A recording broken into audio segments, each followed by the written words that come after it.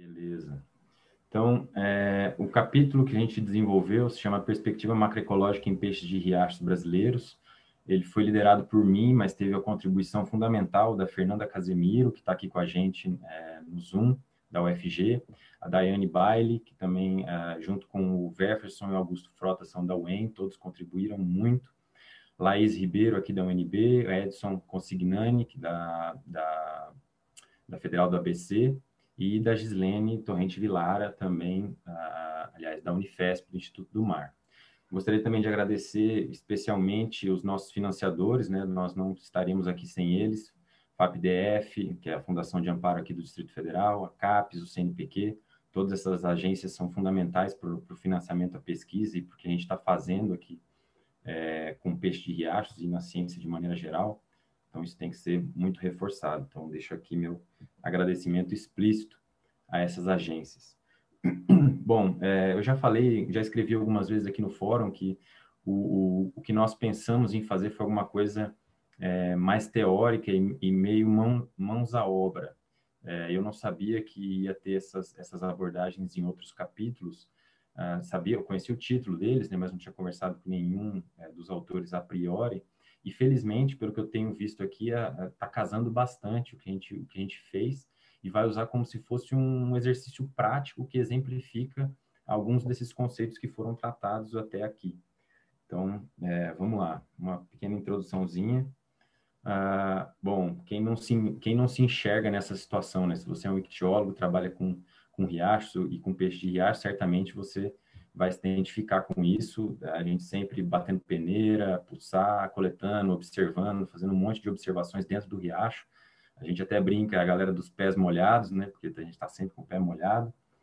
Enfim, isso é uma situação muito recorrente na nossa vida, mas quando a gente começa a produzir ciência a respeito, a falar sobre riachos e a entender como é que acontece a estruturação dessas comunidades ou a variação dessas populações ou de características específicas das populações, a gente começa a se dar conta que os estudos que a gente está fazendo, muitas vezes, eles são em escala local. Então, a gente está muito acostumado a descrever coisas locais, a padrões locais, ou trabalhar com poucos riachos, e o Fritz falou também agora há pouco, e felizmente essa escala vem mudando ao longo do tempo. Os trabalhos do Gabriel Brejão, do Fritz, do Renato Dalla Corte, entre outros, que estão abarcando uma escala muito maior de estudo, e isso é super louvável, porque a gente começa a entender processos e os padrões de peixe de riacho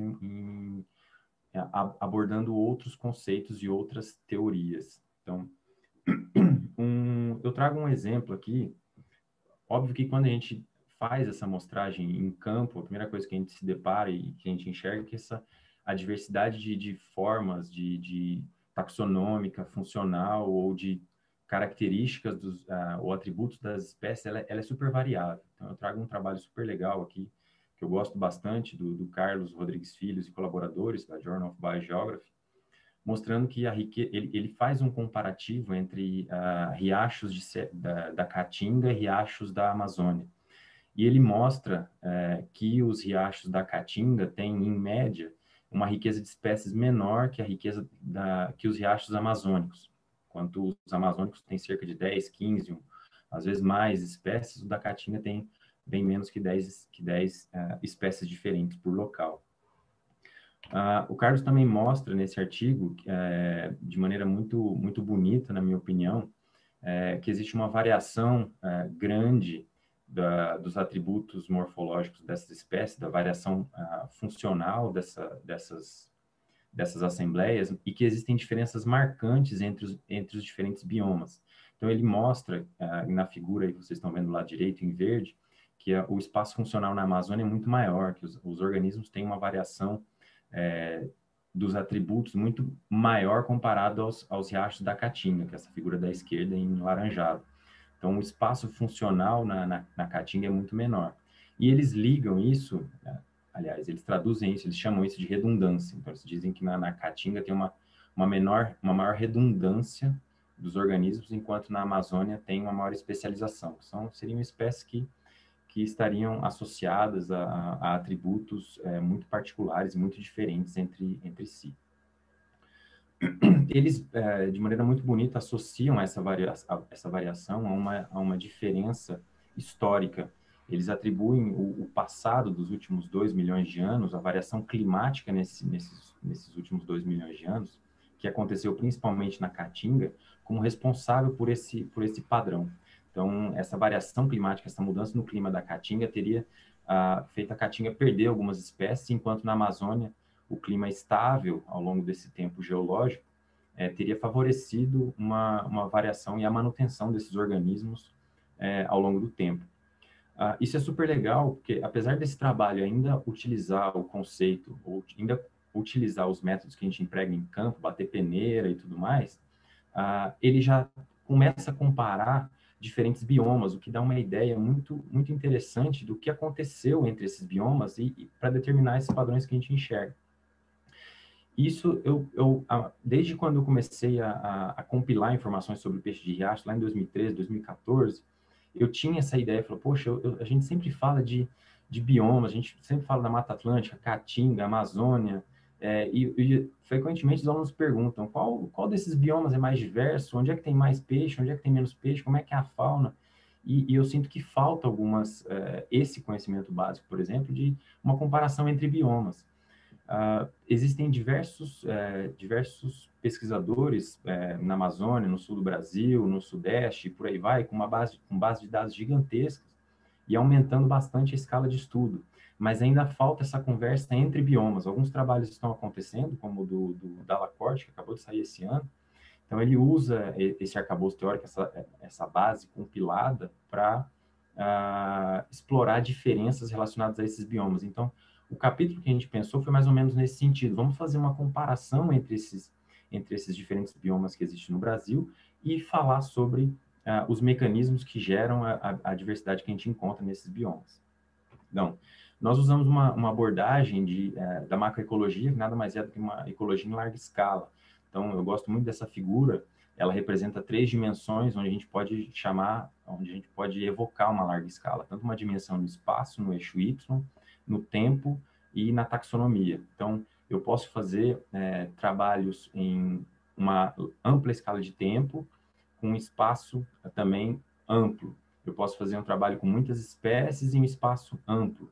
Eu posso fazer um trabalho envolvendo amplo espaço, muitas espécies e um tempo também amplo, embora esse seja um pouco mais difícil.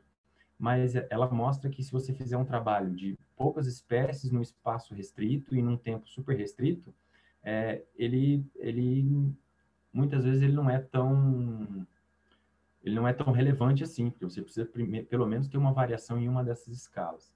Então, a macroecologia ela considera qualquer uma dessas escalas e combinações delas como o tema de base, como se fosse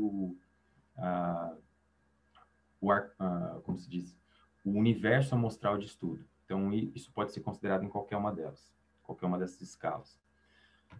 Mas a macroecologia, de fato, ela é, na verdade, uma perspectiva complementar. Se vocês forem parar para ler os estudos em macroecologia, são os mesmos que a gente usa quando a gente está fazendo ecologia de campo, ou ecologia da paisagem, ou numa escala um pouco mais restrita.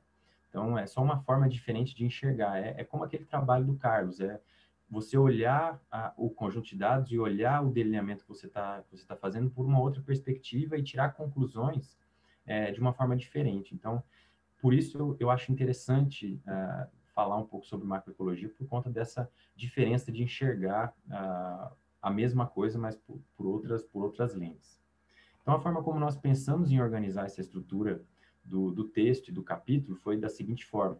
Nós nos baseamos em 2 ou 3 perguntas simples. Então, as primeiras questões e mais simples que a gente atacou foi: quantas espécies encontramos em cada um dos biomas? Então, lembrando aquele contexto de comparativo entre biomas. E qual a variação da composição de espécies entre esses biomas?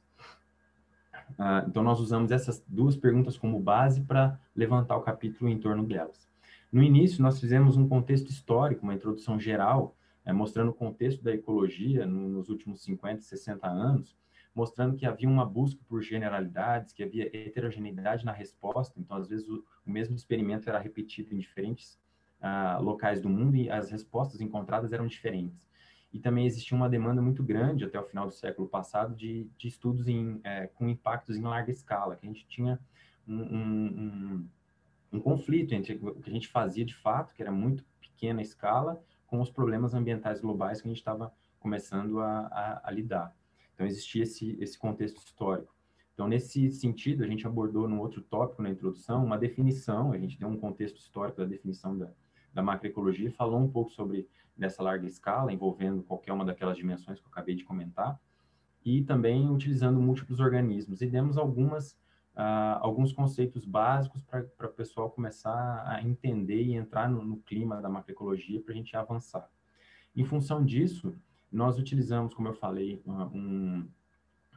essas perguntas, nós respondemos essas perguntas ao longo do texto para também definindo mais especificamente como a gente tratou os dados de ocorrência, como a gente gerou a base de dados que foi responsável para responder essas perguntas, como a gente estudou as bacias de drenagem, como a gente selecionou essas bacias, que aí envolve um arcabouço de SIG, que o Fritz estava falando agora há pouco, e depois a gente acabou discutindo, no final do capítulo, hipóteses ecológicas e evolutivas que precisam ser consideradas, ou pelo menos as mais importantes que a gente considera, que precisam ser tratadas quando a gente está num arcabouço da macroecologia, quando a gente está numa escala espacial ou temporal um pouco mais ampla. Então, basicamente, essa foi a estrutura do capítulo que nós utilizamos. Eu vou dar aqui uma palhinha para vocês, não vou entrar em muitos detalhes para a gente não se alongar muito na apresentação. Então, basicamente, a montagem da base de dados a gente fez buscando em fontes que existem na literatura ou disponíveis na internet, como o GBIF, o Species-Link, que contém informações de ocorrência de um monte de organismos e peixes de água doce são um deles. Então, nós montamos uma base gigantesca para peixes de água doce no Brasil e também neotropical. Depois, se vocês quiserem, a Fernanda e a Daiane podem falar um pouco mais sobre isso, que elas estavam mais nessa linha de frente de gerar a base. E nós, para o Brasil, nós conseguimos, se não me engano, para o Brasil, para o registro total, nós fizemos a base para a América do Sul, nós conseguimos mais de 60 mil registros e mais de 2 mil espécies, tanto de peixes ósseos quanto cartilaginosos.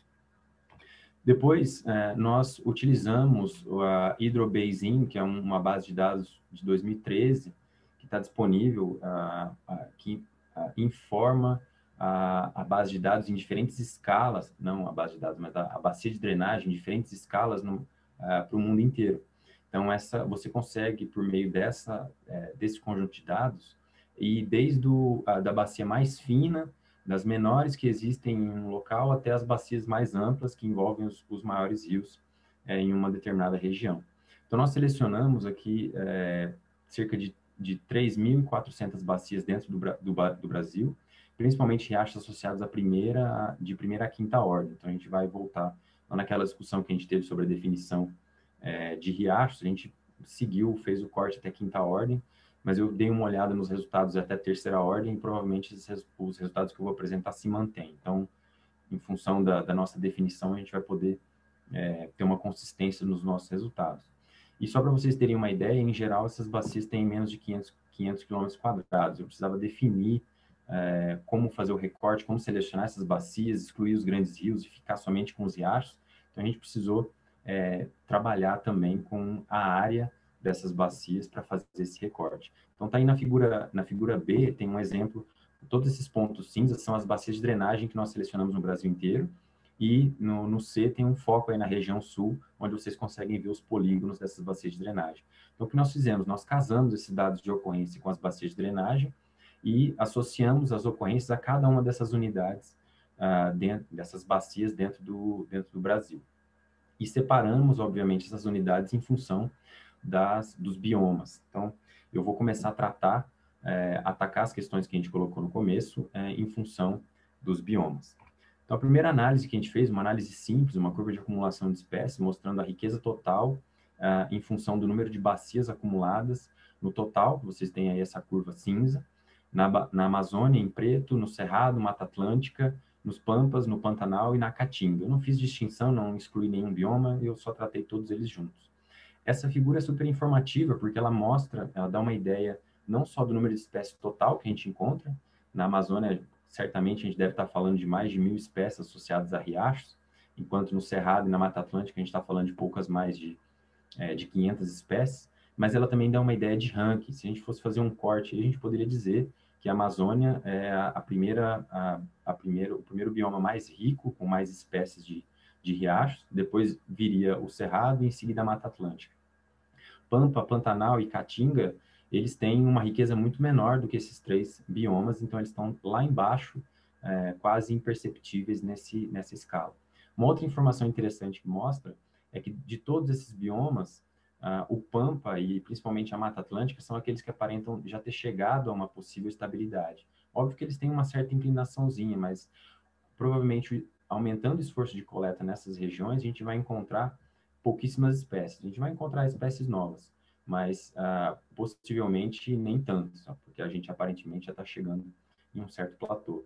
Compensação na Amazônia, no Cerrado e no Pantanal, por exemplo, ou mesmo na Caatinga, essa tendência ainda não parece ter chegado a uma síntese. Então, essa figura é bem rica e a gente trata alguns desses elementos ao longo do texto.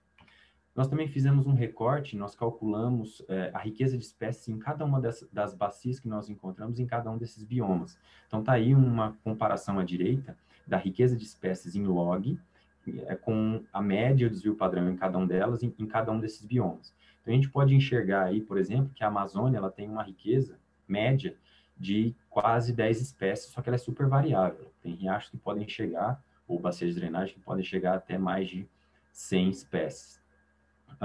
Enquanto que Caatinga ela já está com uma média muito menor que os outros biomas. Então, a quantidade de espécies presentes nesses riachos é muito menor comparado aos outros.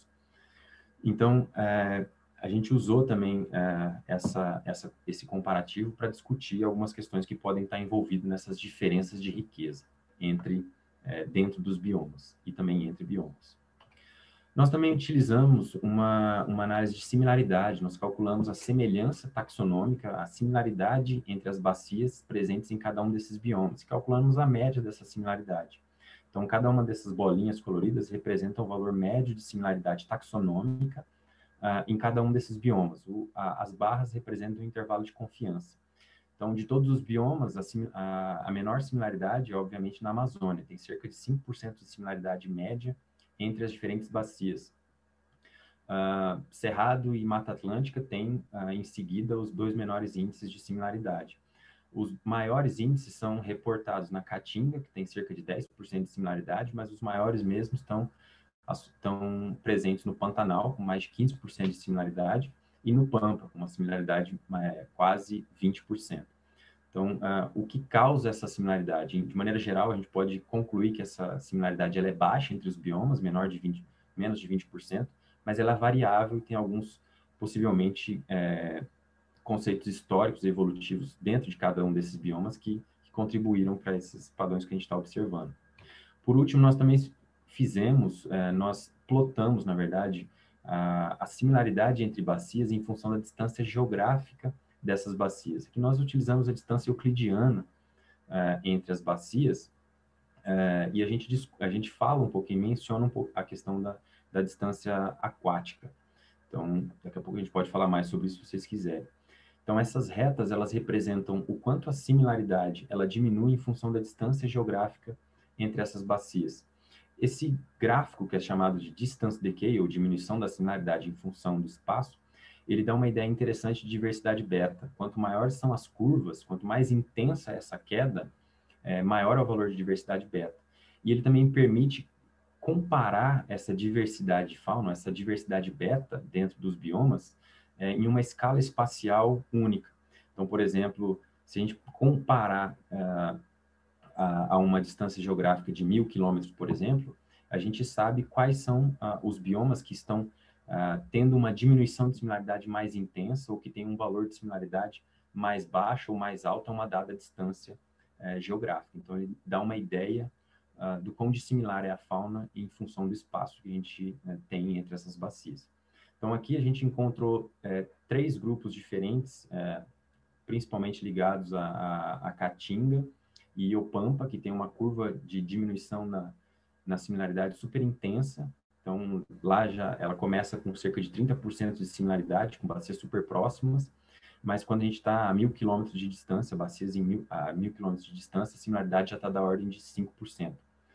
Enquanto isso, na Mata Atlântica e no Pampa, a similaridade inicial ela é da ordem de 15%, 20%, e ela decai bastante, e a 1.000 quilômetros de distância ela já está em valores equiparáveis da Caatinga e do Cerrado, e do Pampa, por exemplo. Já a Amazônia é um caso diferente, a similaridade ela já começa baixa, ela já está, mesmo bacias super próximas, ela tem uma similaridade de fauna super baixa, menos de 10%, e essa diminuição ela é super lenta, mostrando que mesmo bacias próximas, elas já são super divergentes em termos de fauna. E o Pantanal, ele mostrou uma tendência super diferente das outras. Essa similaridade, ela não diminuiu, ela aumentou ligeiramente. A gente considera que esse aumento não foi significativo, que ele foi simplesmente constante. Então, mostrando que a similaridade, ela permaneceu alta, independente da distância geográfica. Então, o que a gente faz depois na discussão é olhar para esses resultados, tanto da riqueza de espécies quanto da composição de espécies, e pensar em fatores que se encaixariam nesse quebra-cabeça e que explicariam essas diferenças, tanto de riqueza e de similaridade de fauna. Mas a gente frisa bem que esses fatores atuantes, eles não são únicos. A gente não vai jamais bater o martelo e falar é esse fator e não o outro, né? A briga não é essa. A gente tem que cada vez mais olhar essas diferenças por uma perspectiva complementar e eventualmente mostrar qual desses fatores tem uma importância maior na determinação da fauna em determinado conceito, no determinado experimento que você tá fazendo. Então, a gente começa discutindo coisas relacionadas ao clima, tanto ao clima presente quanto ao clima passado e a energia dos ecossistemas. A gente sabe que quanto mais energia nos ecossistemas, maiores são mais energia entra nas cadeias tróficas, então a gente consegue ter mais indivíduos, mais organismos e eventualmente esses organismos começam a divergir em grupos diferentes. A gente aborda isso, se eu não me engano, a Eugênia citou também a teoria metabólica da ecologia, a gente cita isso também, a gente fazendo o link com o capítulo dela, mostrando esse possível link entre energia, o sol, a energia que está chegando nos ecossistemas e a diversificação das assembleias. A gente também fala um pouco sobre a variação do clima no passado, que é super importante, aí eu volto no estudo do Carlos, que mostra que o que aconteceu nos últimos 2 milhões de anos é fundamental para a gente entender a fauna que está no riacho, não só a fauna biogeográfica numa bacia de drenagem, mas mesmo localmente, como mostra o Carlos no trabalho dele. Então, a gente aborda um pouco esses conceitos e cita alguns trabalhos para exemplificar. A gente também fala um pouco sobre conectividade, a gente tem tratando coisas sobre cachoeiras, a gente está vendo cada vez mais que a dispersão dos organismos entre locais é super importante para explicar os padrões que a gente encontra, então a gente precisa falar sobre o quão próximos são essas assembleias, ou qual é a estrutura espacial das amostras que a gente tem, e obviamente essa estrutura espacial vai ter uma importância grande na determinação dos padrões, tanto de composição quanto de riqueza de espécies. Os trabalhos do Renato Dalla Corte também mostram mostram um pouco desse caminho. A gente fala também um pouco sobre capturas de rios, tem coisas que acontecem numa escala evolutiva e geológica muito mais distante, que fica difícil da gente medir, mas que está super envolvido. Às vezes o riacho que a gente está olhando hoje, eventualmente ele foi capturado por uma outra bacia, então quando você vai em campo, você encontra uma fauna completamente distinta dos outros riachos dentro da mesma bacia. Obviamente esses mecanismos são difíceis de medir, mas tem teorias ou tem artigos mostrando que isso é cada vez mais importante na determinação da fauna e a gente precisa levar em consideração. Então, eventualmente, pensar em SIG, imagens de satélite, como tratar essas imagens são importantes para a gente explicar os padrões que a gente encontra hoje em dia. A gente também fala um pouco sobre a origem evolutiva dos organismos, obviamente que tem uma grande parte das linhagens que se originaram em ambientes tropicais, então eles de uma certa forma são um pouco mais restritos a essas áreas mais tropicais, e não tem um pouco mais de dificuldade de se dispersar para outros climas ou para outras regiões, embora algumas espécies façam isso muito bem. E, obviamente, a questão do espaço, eu já falei um pouco da conectividade, mas o espaço, e principalmente o conceito de rio como um sistema dendrítico, onde não é um sistema 2D clássico, como a gente encontra em ecologia terrestre.